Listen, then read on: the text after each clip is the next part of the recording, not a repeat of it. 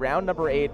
Maciej, Janik versus Yuki Lee Bender, straight from Canada. I said this yesterday, I tweeted it out, I said, of all the matches that I got to watch yesterday, it is a privilege and pleasure to watch Yuki just dominate with Lexi, and we're ready to rock and roll as we see here. Yuki Lee Bender on the bottom of the screen, representing Lexi versus Maciej, Janik on the top with Starvo.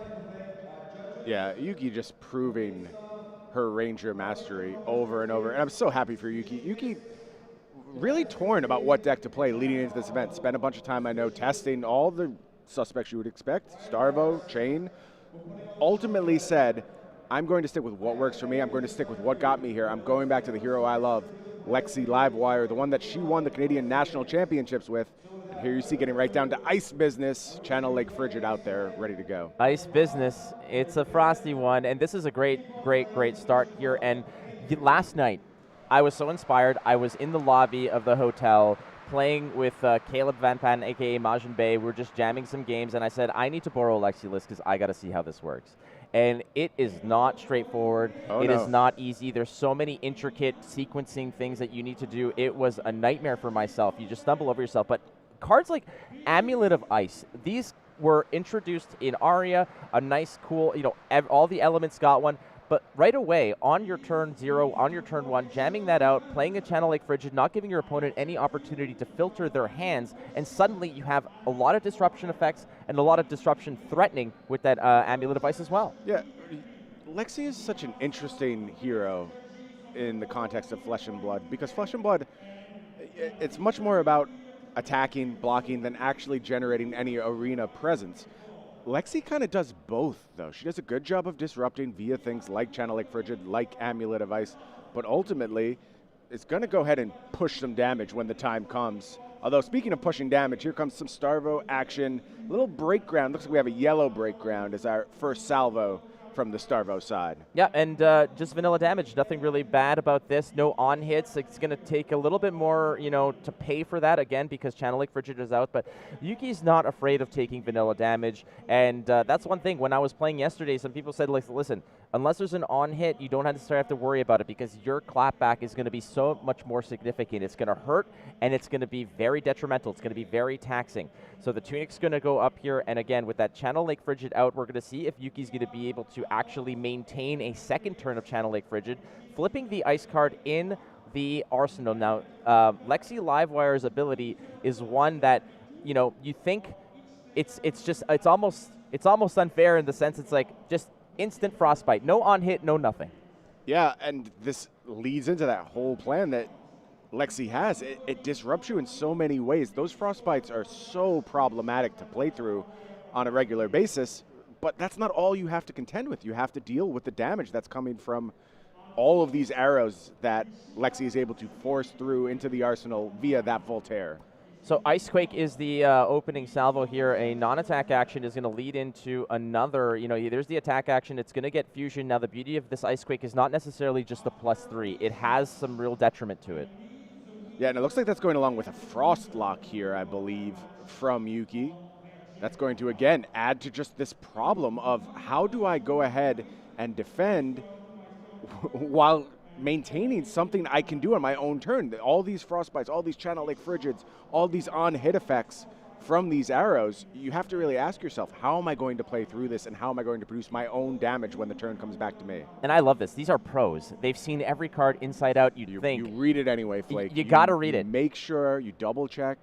Cross your T's, dot your I's. That's what you do when you're at the highest level of play. And that's beauty of the deck building process as well, is that Yuki's presenting cards that might not necessarily be on top of everyone's list. Finding those little margins where you can be very disruptive. Not only that, but also playing with the Amulet of Ice, which was now used. And again, the Amulet of Ice can be activated upon a fuse, and Yuki's just basically loaded with ice cards here. But what we saw yesterday with Yuki is that typically when people look at Lexi, they're saying I either go wide with lightning or I go tall and disruptive with ice. She did both. Yeah, she has absolutely all the tools in the deck. You combine Rain Razors with Bolt and Shot, and you can produce aggro starts out of very little actual material. It just combines so well with all the tools in the kit.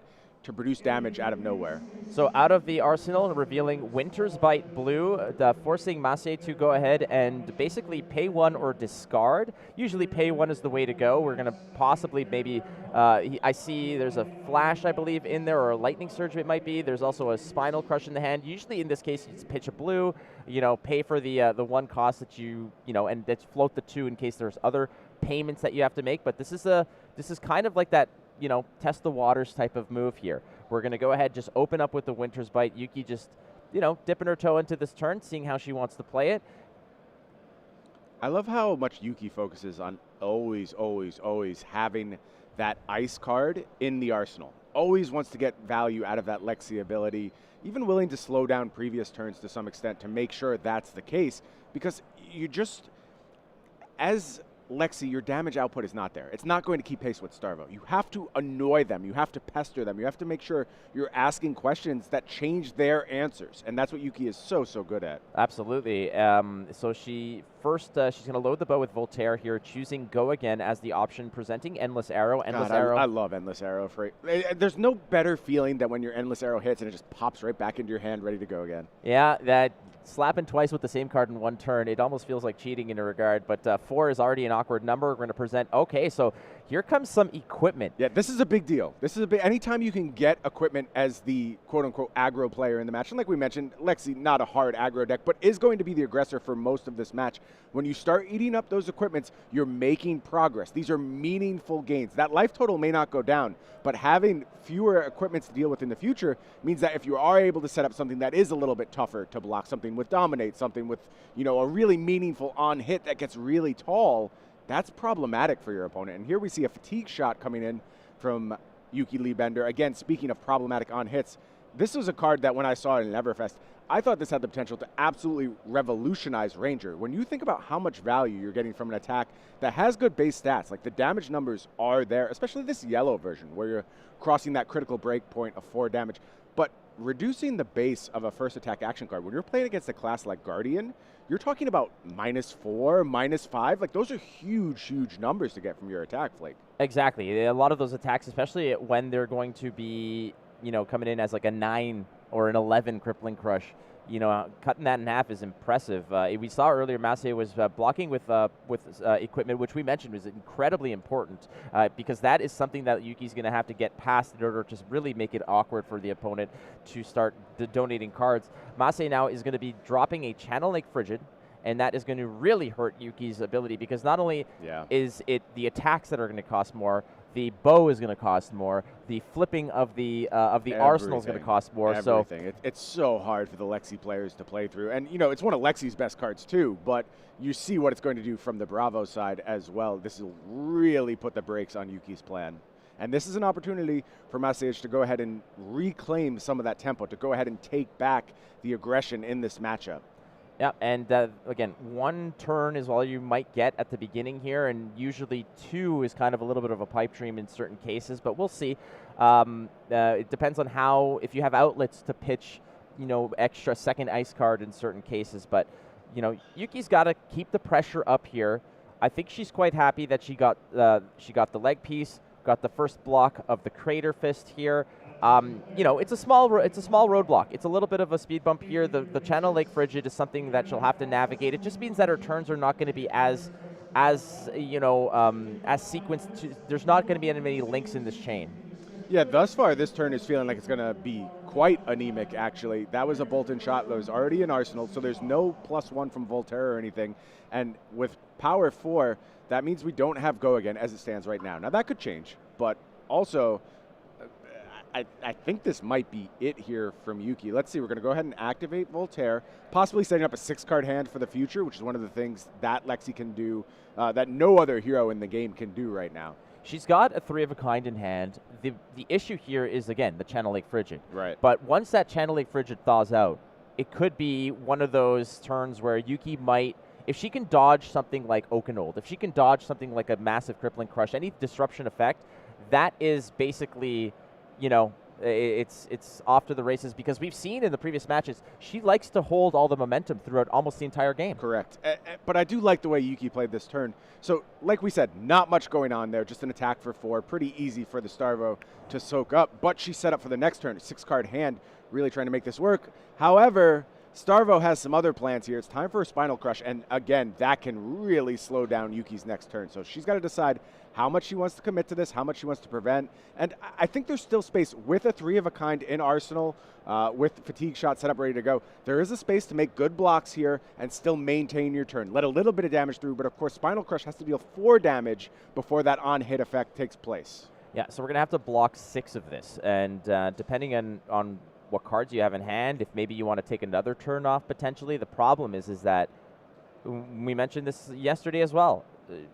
Lexi doesn't have equipment that blocks. It's all utility. Correct. It's not defense. So this can be problematic in terms of being able to really value block these and maintain a good hand, because right now what she's presenting is, I think she's presenting 6 block here. It does look like it, and that'll maintain a pretty good turn for Yuki, but you see she wanted the monster turn here. That's what she was playing towards. She was really trying to go ahead and put Maciej on the back foot, and it's going to be challenging with only a 4-card hand, even if 3-of-a-kind is going to be able to juice some. And actually, Yuki's saying, in that case, I'll just commit more defensive resources here, and I'll go ahead and do a full block of this Spinal Crush. And I think this is fine, because like you mentioned, she's looking for that big explosive turn. Yep. You know, that draw 3, play 3 and it was all arrows. lining up perfectly, Flake. She had the Feyendel Spring Tunic ready to go. It was really well set up. But this is what Starvo does to you, right? It finds those moments.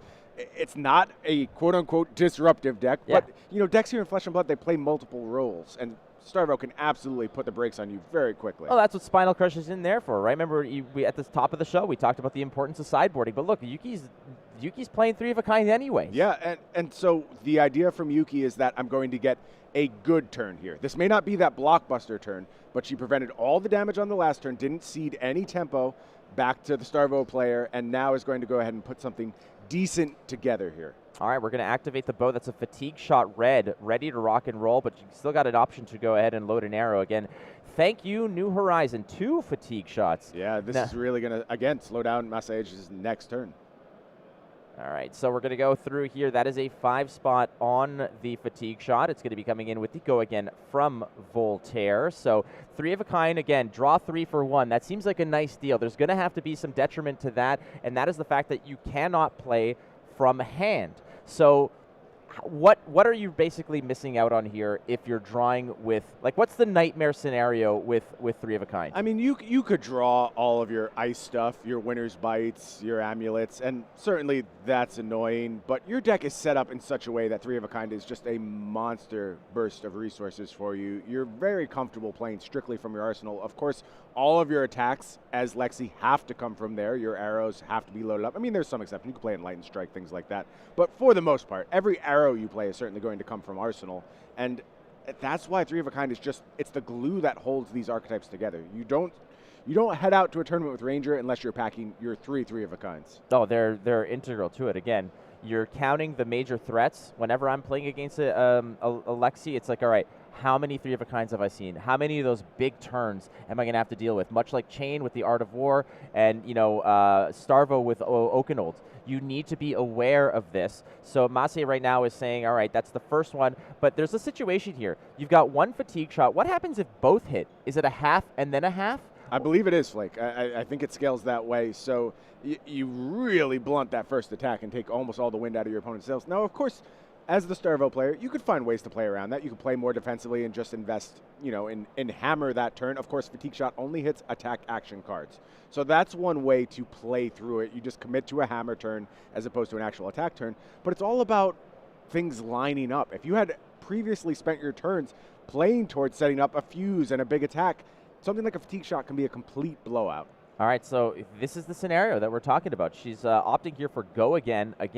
So, yeah, here we go. It looks like there's a judge call going on here. This might actually be the situation that we discussed. I think it is, Flake. I think they're sorting out what happens if both of these fatigue shots hit.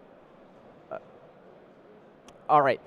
So there we go. So that's it. We just got confirmation from the powers that be that is in fact what the judge call is about. Is it a half upon a half, which I believe Mr. Stephen Armada, Stephen Cookus has definitely confirmed that is the fact. The judges are going to go ahead and just reconfirm that with the players. But yes, so a 10 becomes a 5 becomes, I believe, you round up, so it becomes a 2. Becomes a 2. Yeah, I mean, that's a wild swing. Oh no, wait. A 5 becomes a 3. It rounds up. So right. I'm sorry, Flick. You are correct. It's all good. I'm Canadian. The exchange rate to the U.S. and everything. Right. It's a different story. I only deal in hard dollars, so it's really hard for me to keep up with that Canadian math. But we'll figure it out eventually. we trade beaver pelts and maple syrup. But hey, worked for us, so here we are. All right, so Turn Timber is going to go ahead and stuff that one. We're going to fuse it as well. Why not? So, again, interesting judge call. Again, clarity is so important here because the stakes are so high. Absolutely, yeah. You will see these players go ahead, cross their T's, dot their I's. It's so critical. And speaking of critical, how about a little fusion action? Starvo going to go ahead, activate that hero ability with the 3 elemental types, boosting next attack action. The first one, and again, there's no surprises here. We saw the Turn Timber, so it's going to be a red Earth card here. So this is coming in for 9. Go again. It's a break ground. Split in half, though. And now that only works on that base power. Going to be rounded up, so it's going to be -3, I believe, on this break ground. It's coming in for, coming in for 6. There we go. So coming in for 6. No problems here. Not an issue. But that's a really big swing, Flake. Like, that looks like a small reduction. Like, oh, it's still a 6-power attack. That's pretty good. But to get that from your arrow, to have an arrow that has 5 damage tacked onto it, but also reduces the next attack -3, that's worth 2 cards, essentially. Well, that's think a about full it. block. It's also that it's almost like that arrow both attacked and defended. Absolutely. Right? So absolutely. Double duty. And Flesh and Blood is all about efficiency. It's about getting the most out of your cards and finding those small edges over and over across the course of a game. And things like that really add up when every game is so tight and comes down to the last few attacks. Channel Lake Frigid being given here as a block again. It might be a situation here where Yuki's like, all right, it's no more defensive time. I might have a hand here. I might find an opening here. But that hammer is coming through again on hit. It is an icy hammer, so that means that 4 attack on hit will create another frostbite. That could be very detrimental, but Yuki's got a lot of blue cards in her list. You need that kind of 1-pitch card to fuel most of your turn, even though there are a lot of 0-cost arrows in her build. Using Voltaire twice will cost 2, and that is crucial. The go again into the +1, and who knows, even further from that. So it's just a 4 coming through. And again, without equipment to kind of soak up that extra 1 leak, that could be problematic. That is a weakness that Lexi's going to have to deal with. Absolutely. But look, I mean, Yuki didn't come to the table not testing the Starvo matchup. She's got a plan here. She knows what she wants to do. If she's comfortable taking that 4, that means she's already lined up her clap back. But it is going to be a block lined up here, going to prevent that damage. So probably a bit of a downturn from Yuki here. Still, you could set up that 6-card hand, and there's this kind of an ebb and flow when it comes to Lexi, where it's like really big turn, then slow things down a little bit. Really big turn, slow things down a little bit, and it just happens over and over.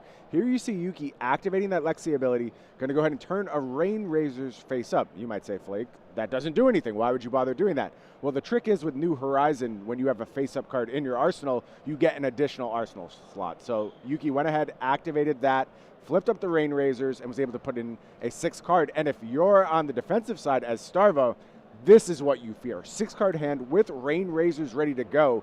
Maciej really would love to find some disruption here. Oh, absolutely. This is the time where he's, that's what you want. Exactly what you wanted to counter that If you can't find a fused Oakenold in this situation, that is the next best thing, I think, especially 100%. for those 6-card hands. And hey, why not we just have a little Ice Hammer Chaser on this bad boy too? Yuki might have to take another turn off, but this could be an opportunity for Yuki also just maybe to filter out the hand, block a little bit of this, and look for a better 6-card hand. She does have the lead on life totals here. She does have the Rain Razors there as well, but like you mentioned, the fact that Rain Razors is out there in the open, there's no more hocus pocus here. It's like having a backstage pass at a magic show. There's not, there's less of that, surprise factor because that combat trick is out there, and Maciej knows that there's going to be a turn where Rain Razors is going to be played, and the beauty of this as well is that if you do play, if you do open with 3 of a kind, that Rain Razors can still be played and held as at the opportune time if necessary. No, so absolutely, you Flake. don't have to lead with it in hand, and then everything beyond that is, there's no more surprises. It's there, he knows about it, but she could save it if necessary. This might be a situation where Maciej might overblock to respect it, wherein Yuki doesn't have to play it, so she can play it later. Yeah, sometimes the threat of the thing is as good as the thing itself. You can shape your opponent's play with it, and that's really meaningful. It's something that the best players are really, really good at. See, I think a little bit of frustration on Yuki's part. This is the second time where she's really set up a big 6-card hand and is looking to go ahead and put Maciej really on the back foot. And he's had the perfect answer. Channel Lake Frigid here, Spinal Crush before. So just a small block here from Yuki. Looks like a Frostbite is going to leak through along with 1 damage. And let's see how aggressive Yuki wants to play this next turn. Still good resources here. 5 cards in hand, Rain Razors at the ready, but that Channel Lake Frigid really complicating things. That is a Endless Arrow that was donated there for blocking purposes. Yuki does have another Endless Arrow. Now, unafraid here. Maybe just making space. I think so. I think this is, again, when you see that Bolton shot played face down, it's not getting any kind of buff. A lot of times that just signifies I'm just clearing out my arsenal. I'm just looking for the minimum attack here. Kind of like this is Lexi's version of just using the weapon for the turn, right? And resetting a little bit. This is how Lexi's get that done. There's some potential for Rain Razors and this turn to extend, and I think to some extent, if you're Maciej, you have to respect that. You have to think, what's the worst that happens here if I just let Yuki do what she wants to do? Can I get really punished? I think, though, this is a bit of a semi-bluff, I would call it, where you're just trying to get the most out of your turn and you're going to set up for the future turn after this, hoping that Channel Lake Frigid is gone. Yeah, Yuki's just been ready to pounce here, right? It just seems like all systems go. Both players, okay, I was just about to say, both players have had fully loaded tunics the entire game. They haven't touched that, but the first activation of Crown of Seeds here is going to cycle a card from the arsenal to the bottom, draw a card, and it's going to prevent the next source of damage that leaks through. And Yuki, same thing. Yuki's been on that tunic the entire game. You'd think that by now you could have probably had an additional resource ready, but still, you need to pick and choose your shots. If you're just trickling in a little bit of sort of medium damage, you got to be extra on this. It's not about being mid here. You got to have those explosive turns. We saw yesterday Yuki go with an 8 attack, a 9 attack, and an 11 attack all in a row, all with on hits. It was ridiculous, and I think that's what she's trying to line up here. She's trying to line up a position where she can really push the tempo so that she has the kill shot in the next turn. Flake, one of the things that separates good Flesh and Blood players from great Flesh and Blood players, the great players recognize that dealing small amounts of damage across multiple turns is not the same as large bursts of damage. It's just fundamentally different to produce a 20 damage turn, a 25 damage turn, rather than have an 11 damage turn plus a 12 damage turn. When it comes in those huge chunks, it really messes up your opponent's plan, and it's one of the things that Starvo is best at, producing huge chunks of damage. And there you see one of the primary ways they achieve that. It's Oakenold time. Now, this isn't super fused, as we like to say. No Starvo activation on top of it, but it does just play Oakenold as intended. A little bit of fusion there. Going to have that on-hit effect. Yeah, the on-hit effect, if it does trickle for anything. This isn't Crush, okay? This is the new hotness, and Oakenold is going to be, if it tickles you for 1, it's going to take 2 cards out of your hand, and that is not a good thing. But it is also dominated, and without any equipment help, and I don't think Yuki's playing any D-reacts. I don't believe so. We haven't seen any yet. We don't have deck lists yet. We'll have those when we get to the top 8. Maybe at some point later today we'll start working with deck lists, but preserving the competitive integrity of the tournament, making sure all these players have secrets on their side still is the choice we've made for this event. So Yuki just going to line up small block here, Channel Lake Frigid, 2 more cards going to go from hand. And something a little interesting here, Flake, Maciej had the opportunity to actually preserve that Channel Lake Frigid for another turn. Could have tried to get 2 ice cards into the pitch zone. Already has an icy encounter there, Frostfang in hand. Instead, choosing to fuse Oakenold, I think it's indisputably the correct decision. The damage, the disruption, you're basically ruining your opponent's next turn anyway. You don't need to prioritize preserving that Channel Lake Frigid. And Maciej doing what I do, which is let the dice decide. I don't want any involvement in any RNG elements at all. If something good happens or bad happens, I do not want to be the one to blame myself for it. But also worth noting here is that Yuki now has no more Channel Lake Fridges. 1 was played, 2 were used to block. And it's a very important Starvo strategy here sometimes to hold on to a Channel Lake Frigid or not necessarily jam them out as soon as you get them. I've seen situations where, especially against Chain, because late game Chain can get really stuffed by a Channel Lake Frigid with all the blood debt, but in this case as well, it might serve Maciej well to really strategically play a Channel Lake Frigid to when you see that maybe they're setting up for that 6-card, 3-of-a-kind hand, you jam that out and that might be enough to help you out. And in this case, well, there's an endless arrow. A triple evergreen block lined up by Maciej, just basically resetting the hand here, saying, I don't want anything to do with this garbage, get it out of here, and just going to come through with the winner as well. And finally, it looks like Yuki is going to be able to leverage a 6-card hand. Let's see if she drew the goods here. Has to decide how to first interact with this winner as well. It looks like she's just reaching for a pen, going to go ahead and take 4 damage, get that frostbite, and you could see her kind of licking her chops. She knows this is the opportunity she's been waiting for with this 6-card hand. Yeah, Maciej with his own 3-of-a-kind. Why not? Yeah, not the one he was looking for. Not at all. All right, so it looks like Yuki's ready to rock and roll here. That frostbite is probably going to be negligible, given the fact that whatever you're paying for that frostbite can be recovered from the tunic. Right. We can get that rocking and rolling. We're going to pitch the Winter's Bite here. Yeah, has the blue available. Here we go. Start it off. Rain Razors is the first order of business. Get out of here, Frostbite. Don't want to see you. So that is the first indication that this is going to be fireworks, ladies and gentlemen. Yep. So Rain Razors is going to be played +2 to all arrows. And how many do you think are going to be raining out of the sky on this turn? As many as we can find, that's for sure. Yuki just has the green light here, looking to really both disrupt and damage her Starvo opponent in this moment. Okay, so we're going to fuse this Blizzard Bolt, and on hit, whenever an attack deals damage, create a Frostbite token. Any attack. Any attack. This lasts for the rest of the turn. This is a really big deal for Yuki. Now the question is, what is that other card in hand? Is it another arrow? Is she going to get another attack here? Or is it going to sort of take the foot off the gas a little bit and just be an Amulet of Ice Sleep Dart to close out this turn? Well, I mean, Rain Razors, I think that if this turn isn't like that magical turn we saw yesterday, it might just be good enough. 7's a lot. If she can chain together a 7 with maybe another 7 or 8 on top of this, that might be good enough, especially the on-hits with the Frostbite. I think what Yuki wants to do here, obviously, is, punch through for a little bit of damage, but if she can sort of shake up the hand with a few Frostbites, she might be able to get another 4 or 5 card hand to continue that pressure. You're exactly right. Yeah, Yuki was all about tempo yesterday. It was all about maintaining that tempo, and that has to be her method here, right? Oh, 100%. And look at this block being put down for Maciej. It's just a really hard commitment to stopping this Blizzard Bolt, and that's fine. You don't want to be hit by the Blizzard Bolt, but the problem is that ability persists throughout the turn. So there's almost no way Maciej makes it out of this turn with any kind of clapback against Yuki, and then she could start turning the corner, putting her foot on the gas, and trying to squeeze this Starvo out of the game. And there's still a bunch more damage coming. This Searing Shot's representing a lot of damage, as well as that Sleep Dart sitting in Arsenal ready to go.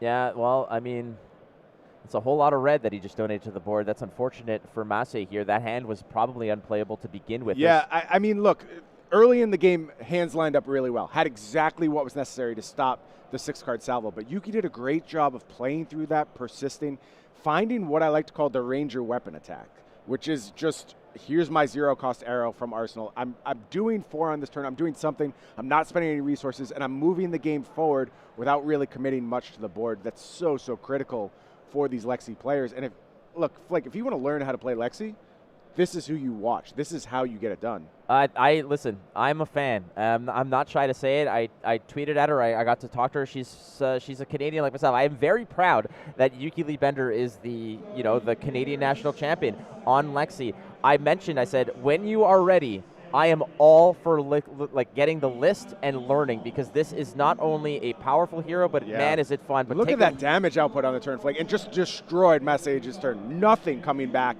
and that means Yuki's going to try and keep things going, keep the tempo on her side. Can she find more disruption? Fresh 4 off the top. This is a spot, I'll warn you, Flake, this is a spot where Lexi can falter sometimes. If you hit a hand that really doesn't do much, you're in trouble, but Art of War is going to go ahead and probably clean up this hand pretty nicely and give Yuki some good options here. Let's be real here, and it's an Art of War that you're paying with the tunic, so it's kind of a freebie here. Oh, yeah. This is looking real good for Yuki, because basically 2 turns in a row, she's going to start to go, she's going to be able to pop off. Art of War here is an instant card that you'll be able to choose 2 of the 4 options there. Typically, it's usually something like +1 and draw. The draw is usually what you want to go with. But look here, Flake, Yuki playing it differently, and you see why. I think this hand is all reds besides this Art of War. So she's got to find resources for this hand, and this is a powerful attack in and of itself. It's Ice Quake powering up this Bolt-in shot, giving it go again, and representing some frostbite damage. So, you know, Art of War was an option there. You could roll the dice. You could use your Tunic, play the Art of War, see what comes off the top.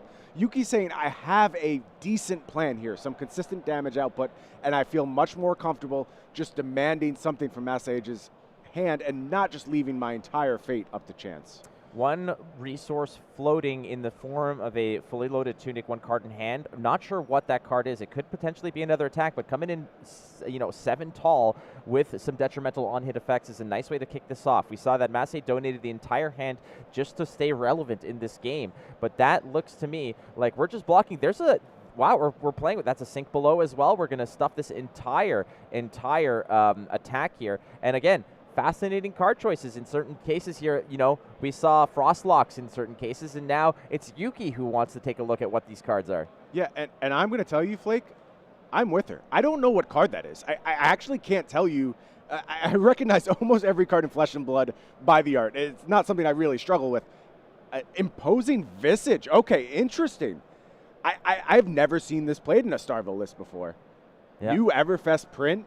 Search your deck for an aura card with cost X or less, put it onto the arena, and then shuffle. Really interesting decision from Maciej there. I'm assuming this is about Channel Lake Frigid a lot of the times. Just go ahead and keep that out there in really important spots. And I can see that as being like kind of chain tech. So really cool addition from Maciej there. Yeah, in certain cases you have that mentality of I can only play 3 Channel Lake Frigids. How can I really extend that? Well, you can play tutors for them, right? You can go ahead and fish them out and get them, so you have more opportunity to acquire these clutch cards. And if you're thinking that chain is going to be the problem that a lot of people thought it was, having a Channel Lake Frigid on that Shackle 5, 6, 7 turn is basically lights out in many cases. No, I like that a lot. And you see Yuki just content to soak up some damage here. Going to go ahead and activate Lexi. And it is Rain Razors in the arsenal. So is this the salvo that's going to put Maciej on the ropes? Having a blue pitch is already a good start. We saw earlier how they had to how Yuki had to pitch the yellow of the Art of War in order to fuel that turn.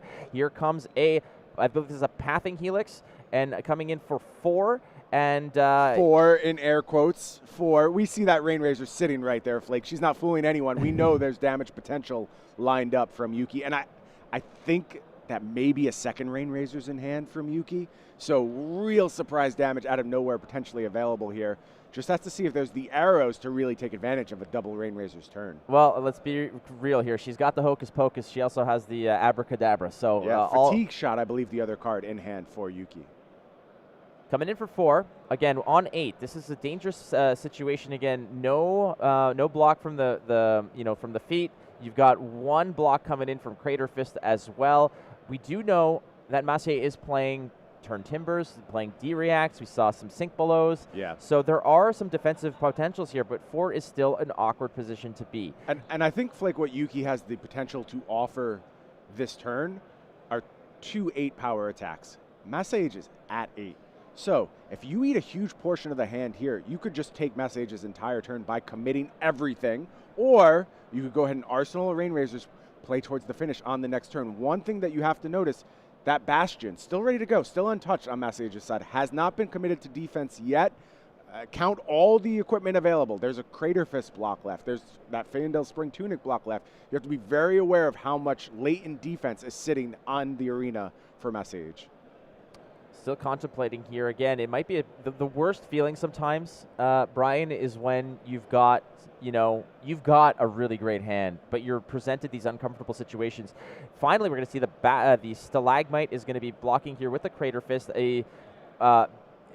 Just the action of blocking with the Stalagmite will create a Frostbite token for Yuki, and that could be enough of a disruption in certain cases. Sometimes you're doing the math and you're like, I have exactly enough resources I need to really put together and cobble together a very powerful turn. And just being able to free block for 2 with Stalagmite it's a nice card to have. It's always a question, it's always a debate. Am I using Stalagmite? Am I using Ram's Head? a lot of a lot of things up in the air. But here comes the Rain Razors, and Yuki is going to pay for this. It's going to go ahead and get rid of the Frostbite token, so that is now a 6 attack, as all the other ones doubling up on that. Why not? Yeah, pushing through that damage. Another option rolled up for Yuki in Arsenal, and Maciej has to figure out how to block here. So that's an 8-point Pathing Helix, which is a great thing because on hit, that'll allow you to go ahead and load up the Arsenal again for free. Yep. Which is a nice way to go ahead and just sort of circumvent. You know, it's nice to have Voltaire. Voltaire is great. It adds a nice little bonus to whatever you're doing. You can still do it, though, if necessary. And if you've got the resources, why not? We're going to go ahead and add 1 to the attack on here, plus the 4 from both of those Rain Razors. Yep, and we are looking at, I believe that's a red fatigue shot, so 9 damage, 10 damage coming through from Yuki. And Maciej has to find an answer here. Are there enough blocks still available? Did not break the combat chain. That Bastion not going to be deployed a second time. Really well done from Yuki, putting Maciej in a hard spot here. At the very least, you've taken Maciej's entire turn, but this could also just be game. Oh, man. Canadian Legolas just firing arrows, like just bing, bang, boom in this case. It's crazy. That's the whole hand. Whole just say, hand take committed. it. That's a pummel. So Yeah. there are some very spicy techs in here. It's not just about Rain Razors on one side. There is some pummel tech going on Maciej's side. It's just he's never had the opportunity to even present a situation where pummel can be a threat. But that is good information for Yuki as well. The fact that that is something that she might have to respect. Maybe not at this juncture. She's in the driver's seat here, but that is good information down the line because perhaps these two might meet in the top 8. It's a possibility. Always possible. Oh, big draw here from Yuki. Found a 3 of a kind to go along with an Art of War flake. This could be the damage output that seals this for Yuki. Of course, no answer from Maciej on that turn. Just had to draw up, pass back to Yuki, and now she's going to think about the best way to put together all of these resources. And she is rich with resources. All of the equipment still untouched. Just going to go ahead and say it's 3 of a kind time. Load up 3 new cards headed to hand. Is this the first 3 of a kind she played? This is the second 3 of a kind. Second of a kind. Okay. So, Maciej still happy to see 1 gone, knowing that 2's here, but he's in the middle of a nasty sandwich here of 3 of a kinds, and this is going to be a tough spot. Again, at 4, if Yuki can pull together 3 arrows of awkward numbers, that could be it. And Flake, she already has those 3 arrows. Those are available, but there's also an Art of War in hand. So this Blizzard Bolt already fused. Again, if any damage leaks through, there is a huge chance that Maciej's turn is negatively impacted. But what's probably going to happen here is, again, Yuki has gotten at least the entire hand, if not the entire game, Flake. Yeah, the issue here is that with 3 of a kind, that Art of War is unfortunately jammed up and gummed up in the hand. Good point. Yeah. Very good point. So this could be a situation where this hand could be pretty devastating. But then if you pocket that Art of War next turn, that could be like kind of a pseudo 3 of a kind in a degree. You'll draw a couple cards. So it might just, what Yuki might be looking for here is maybe not 1 massive turn, given that Maciej's at 4, but just good enough. Yeah, take the whole turn again. Because eat his entire hand. 4 now or 2 and 2, why not? You're on camera. Enjoy it. Take your time. Absolutely. And again, she's gotten the entire hand. And now what is left is another option in hand. And I don't know that Maciej has the blocks left to survive this. Yeah, Bullseye Bracer is going to be used. That's going to load up the arsenal. Fatigue Shot makes its way in. And Fatigue Shot fired. And now the equipment is put to work. And that leaves Maciej at an extremely vulnerable 1 life. Almost no resources here. And Yuki just absolutely looking to finish the job. Yeah. Oh boy, this is. I mean, no equipment left, and you've got the Crown of Seeds, but no arsenal. Yuki's done a very good job of being consistently pressured, and when the pressure has come back towards Yuki, she has been very poised, been very calculated, been very patient.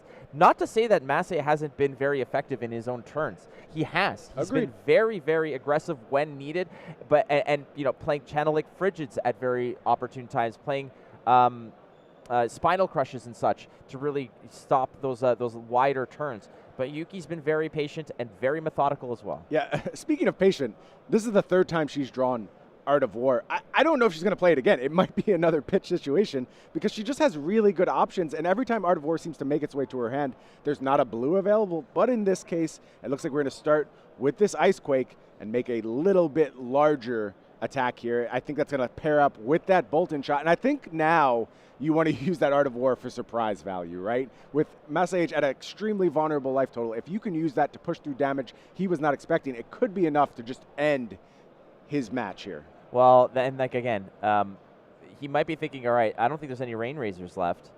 But let's be real, but she's pitched all 3 Art of Wars. Yeah, there you go. Absolutely has a follow-up Sleep Dart, and that's going to take down this match for Yuki Lee Bender. Moves to 7-1 with Lexi. Just a dominant performance on this hero from the Queen of the North.